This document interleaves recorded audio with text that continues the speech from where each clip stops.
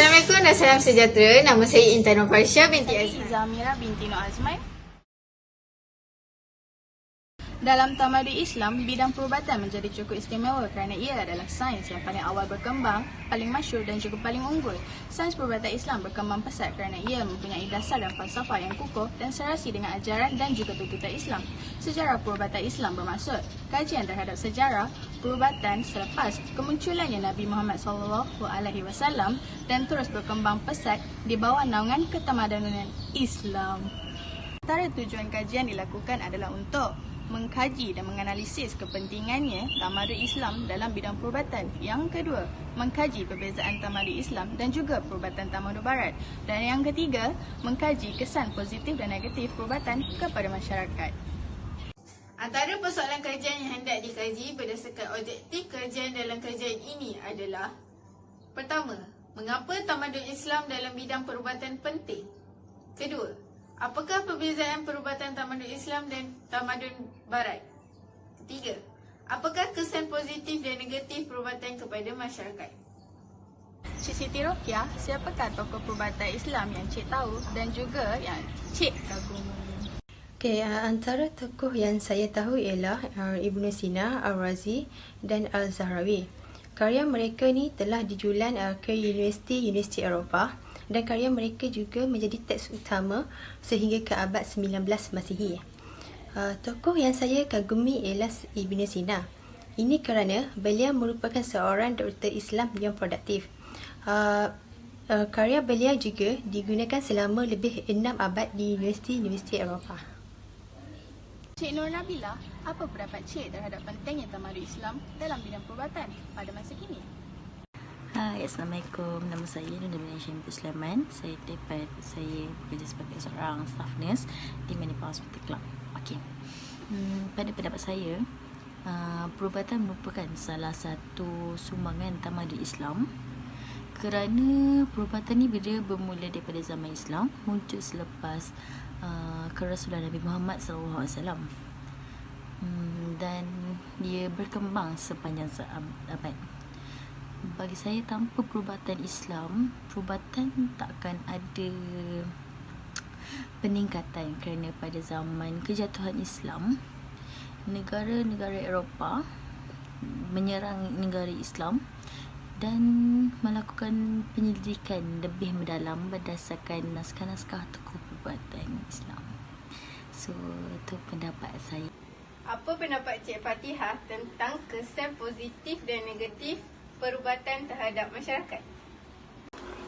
Untuk kesilapan perubatan, biasanya rawatan yang tak lengkap pada suatu penyakit jangkitan kematian sel ataupun keguguran rambut.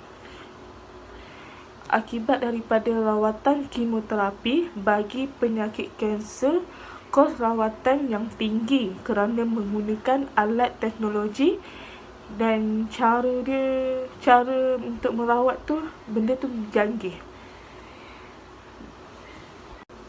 Untuk kebaikan perubatan moden, tempuhnya biasanya rawatan pendek. Bergantung pada penyakit tu lah. Lepas tu, berbanding dengan perubatan tradisional dan alternatif kesakitan yang kecil dengan anestesik atau ubat bius yang dipercayai oleh masyarakat, yang terdapat banyak bukti klinikal macam penyakit tumor yang dapat dirawati dengan ubat atau pembedahan, kesan sampingan dapat dikurangkan dan juga kadar kematian pun dapat dikurangkan. Apa pendapat Cik Aminah tentang perbezaan antara tamadun Islam dan tamadun Asia? Hai, Assalamualaikum. Nama saya Aminah binti Norman, berumur 21 tahun dan bekerja sebagai seorang guru. Pada pendapat saya, perbandingan sains Islam dan Barat wujud perbezaan epistemologi dan metodologi pengajian sains dalam ketamadunan Islam. Secara umumnya, perbezaan falsafah sains atau sistem kepercayaan telah memberikan implikasi terbesar kepada kewujudan perbezaan daripada aspek perkembangan pengajian sains itu sendiri. Sains Islam mempercayai wahyu dan menganggapnya sebagai salah satu cara untuk menghampiri Tuhan. Bagi sains barat pula, kepercayaan berasaskan rasionalisme dan menolak semua bentuk pengetahuan lain yang dianggap karut. Keinginan untuk memahami perjalanan, persekitaran dan fenomena alam telah wujud secara fitrah sejak zaman awal lagi. Sehubungan itu, naluri ingin tahu ini telah melahirkan pelbagai konsepsi dan persepsi alam di kalangan manusia. Seringkali konsepsi ini dihuraikan dalam bentuk mitos dan animisme bagi masyarakat yang mempunyai agama dan kitab suci sebagai rujukan mempunyai konsepsi berbentuk teologi tabil. Pengetahuan sains Islam dan Barat dari aspek jenisnya iaitu pandangan secara keseluruhan iaitu overview. Islam berteraskan akidah dan bagi Barat adalah falsafah semata-mata. Okay, thank you. Sebuah tamadun itu mempunyai keistimewaannya tersendiri. Sekian daripada kami, wartawan Izzah. Wartawan Farisha. Assalamualaikum.